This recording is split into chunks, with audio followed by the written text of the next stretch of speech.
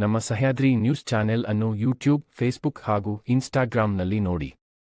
Subscribe, like ಮತ್ತು share ಮಾಡಿ ಪ್ರೋತ್ಸಾಹಿಸಿ. ಎಲ್ಲಾನು ಸಪೋರ್ಟ್ ಮಾಡಿಬಿಟ್ರೆ ನಾವು ಹೋಗ್ತೀವಿ ಸರ್. ನಾವ್ಯಾರು ಸಪೋರ್ಟ್ ಮಾಡಿಲ್ಲ.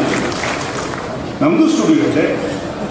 ನಮ್ಮ ಅನೇಕರೆಲ್ಲರೂ ಕೂಡ ನಾವು ನಿರ್ಮಾಪಕರಿದ್ದವರು ಯಾರೂ ಕೂಡ ಸಪೋರ್ಟ್ ಮಾಡಿಲ್ಲ. ಮುನಿರತ್ನ ಪ್ರೊಡ್ಯೂಸರ್ ಇದ್ದಾರೆ, ವೆಂಕಟೇಶ್ ಬಾಬು ನಿರ್ದೇಶಿಸಿದ್ದಾರೆ. ಅನೇಕರು ಇವ್ರ ಜೊತೆ ಬಂದ್ಬಿಟ್ಟಲ್ಲ ಕುಣಿತು.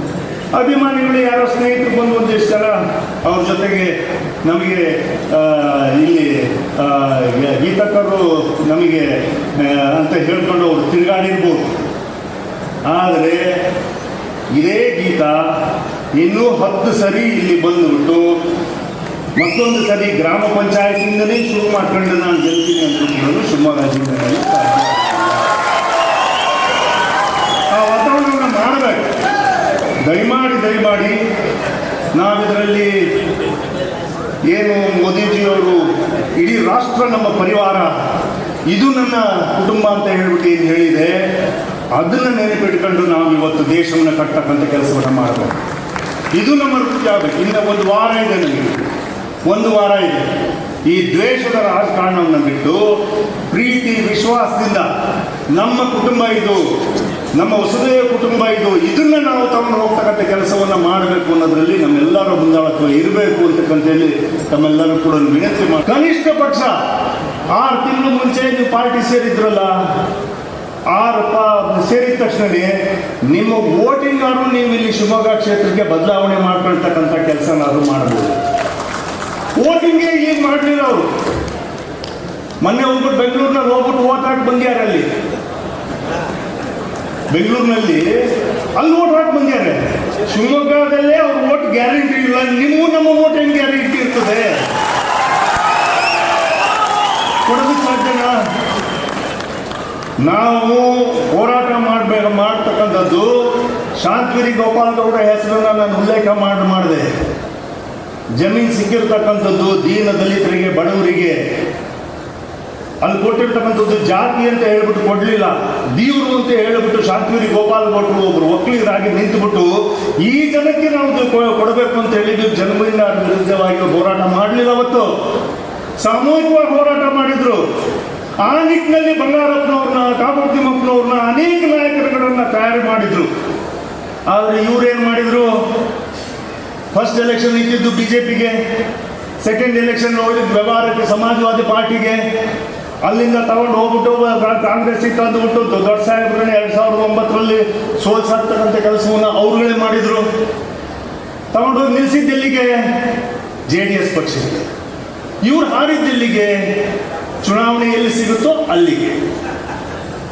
ಸೊ 4-5 ಚುನಾವಣೆಯಲ್ಲಿ, ದೊಡ್ಡ ಚುನಾವಣೆಯಲ್ಲಿ 9 ಚುನಾವಣೆ ಅವರು ಸೋತಿದ್ದಾರೆ, ಗೆದ್ದಿದ್ದಾರೆ. ಆದರೆ ಅಂತಿಮವಾಗಿ ದೊಡ್ಡ ಸಾಹೇಬ್ರನ್ನ ನಿಲ್ಲಿಸಿದ್ದೆಲ್ಲಿ? ಅತಂತ್ರವಾಗಿ. ಇವತ್ತು ಅವ್ರ ಹೆಸರು, ಅವ್ರ ಫೋಟೋ ಹಾಕೊಂಡು ಕಾಂಗ್ರೆಸ್ನಲ್ಲಿ ನಾವು ಎದ್ದೀವಿ ಅಂತ ಹೇಳ್ಬಿಟ್ಟು ಶಿವಮೊಗ್ಗದಲ್ಲಿ ಮಾತ್ರ ಓಡೋ ರೀತಿನಲ್ಲಿ ಮಾಡಿದೆ. ದೇವರಾಜ ಅರಸು ಅವ್ರ ಲೆವೆಲಿಗೆ ಇದ್ದಂಥ, ಮತ್ತೊಬ್ರು ಲೆವೆಲಿಗೆ ಇದ್ದಂಥ ಬಂಗಾರಪ್ಪನವ್ರನ್ನ ಅವ್ರನ್ನ ತೆಗೆದಿದ್ಯಾರು? ಇವರೇ.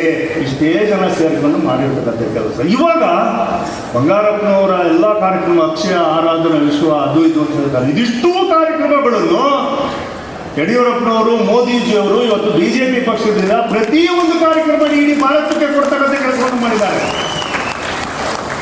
ಮಾಡ್ತಾ ಇದ್ದಾರೆ.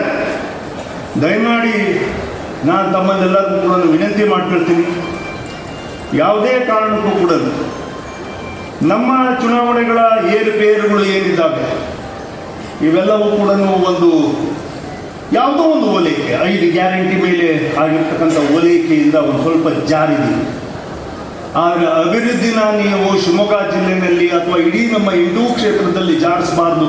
ಇದು ನಡಿಲೇಬೇಕು ಅಂತ ಇದ್ದರೆ MP ಅವರು ರಾಘವೇಂದ್ರ ಅವ್ರನ್ನ ನೀವು ಗೆಲ್ಲಿಸ್ಕೊಟ್ರೆ ಮಾತ್ರ ಅದು ಮುಂದುವರಿಯೋದಕ್ಕೆ ಸಾಧ್ಯ ಆಗುತ್ತೆ. ಇಲ್ಲಾಂದರೆ ಇವಾಗ ಬರಗಾಲ ಬಂದಿರತಕ್ಕಂಥದ್ದು 1 ವರ್ಷಕ್ಕೆ ಏನಾದರೂ ನಾವು ಗ್ಯಾರಂಟಿಗಳ ಮೇಲೆ, ಅದ್ರ ಮೇಲೆ ಇದಕ್ಕಿಂತಲೂ ಹೆಚ್ಚು ವಿಶ್ವಾಸವನ್ನು ಮೋದಿಜಿಯವರು ಇಡೀ ರಾಷ್ಟ್ರಕ್ಕೆ ಕೊಟ್ಟಿದ್ದಾರೆ. ಅಕ್ಕಿ ಕೊಟ್ಬಿಟ್ಟು ವೃತ್ತಿ, ಅದಕ್ಕೋಸ್ಕರ ವೃತ್ತಿಪರ ನಿಮ್ಮ ಕೈ ಕಡೆಗೆ 10 ಜನ 100 ಜನ ದುಡಿತಾ ಇರ್ತಾರೆ. ನೀವು ಅವ್ರನ್ನ ಹೆಚ್ಚಿನ ರೀತಿಯಲ್ಲಿ ಮೇಲೆತ್ತೋದಕ್ಕೆ ಸಾಧ್ಯ ಅಂತಕ್ಕಂಥ ವಿಶ್ವಾಸ ಇಟ್ಟಿದ್ದಾರೆ. ಜಮೀನು ಇರ್ತಕ್ಕಂಥದ್ದು, ತೋಟ ಮಾಡ್ತಕ್ಕಂಥದ್ದು, ವೆಲ್ಡಿಂಗ್ ಮಾಡ್ತಕ್ಕಂಥದ್ದು, ಗ್ಯಾರೇಜ್ ಇಟ್ಕೊಂಡಿರ್ತಕ್ಕಂಥವನು, ಆಫೀಸರ್ಗಳು ಇರ್ಬೋದು, ಅನೇಕರು ಸಂಬಳ ತಗೊಳ್ತಕ್ಕಂಥದ್ದು, ಸ್ಕಿಲ್ಡ್ ಆ್ಯಂಡ್ ಅನ್ಸ್ಕಿಲ್ಡ್ ಲೇಬರ್ಸ್ ಏನಿದ್ದಾರೆ ಇವರೆಲ್ಲರೂ. ಹಾಗಾಗಿ ನಾನು ತಮ್ಮೆಲ್ಲರಿಗೂ ಕೂಡ ವಿನಂತಿ ಮಾಡ್ಕೊಳ್ತೀನಿ, ಕ್ರಮ ಸಂಖ್ಯೆ 2 ಅದರ ಮುಂದೆ BY ರಾಘವೇಂದ್ರ ಅಂತ ಇದೆ, ಅದರ ಮುಂದೆ ಅವರ ಭಾವಚಿತ್ರ ಇರ್ತದೆ ಮತ್ತು ಕಮಲದ ಚಿಹ್ನೆ ಇದೆ. ಒಂದು ಉತ್ತಮವಾಗಿರ್ತಕ್ಕಂಥ ಶಿವಮೊಗ್ಗ ಜಿಲ್ಲೆಯನ್ನು ನಿರ್ಮಾಣ ಮಾಡೋದ್ರಲ್ಲಿ MP ಅವರ ಅತಿ ಹೆಚ್ಚಿನ ಶ್ರಮ ಅದರಲ್ಲಿ ಇರೋದ್ರಿಂದ ಅದು ಇನ್ನೂ ಕೂಡ ಜನಕ್ಕೆ ತಲುಪಬೇಕಾಗಿರ್ತಕ್ಕಂಥದ್ದು ಇನ್ನು ಮುಂದಿನ 5 ವರ್ಷ ಆಗೇ ಆಗುತ್ತೆ ಅಂತಕ್ಕಂಥ ವಿಶ್ವಾಸ ನಮ್ಮೆಲ್ಲರಿಗೂ ಕೂಡ ಇದೆ. ಸೊರಬವನ್ನು, ಸಾಗರವನ್ನು ಮತ್ತು ಶಿವಮೊಗ್ಗ ಗ್ರಾಮಾಂತರ ಒಂದು ಸ್ವಲ್ಪ ಅಲ್ಲಿ ಇಲ್ಲಿ ನಾವೆಲ್ಲರೂ ಕೂಡ ಜಾರಿಸಿದ್ದಾರೆ ಜನ. ನಮಗೆ ಬೇಸರ ಇಲ್ಲ, ಯಾಕಂದರೆ 5 ವರ್ಷ ಕೆಲಸ ಮಾಡಿರ್ತಕ್ಕಂಥ BJP ಪಕ್ಷ ಕೆಲಸ ಮಾಡಿರ್ತಕ್ಕಂಥ ತೃಪ್ತಿ ನಮ್ಮೆಲ್ಲರಿಗೂ ಕೂಡ ಮುಂದುವರ್ಸಕ್ಕೆ ಹೋಗೋಕ್ಕೆ ಆಗಲಿಲ್ಲಲ್ಲ ಅನ್ನೋದು ಬೇಸರ ಇವತ್ತು ಆ ಕ್ಷೇತ್ರದ ಜನಕ್ಕಿದೆ.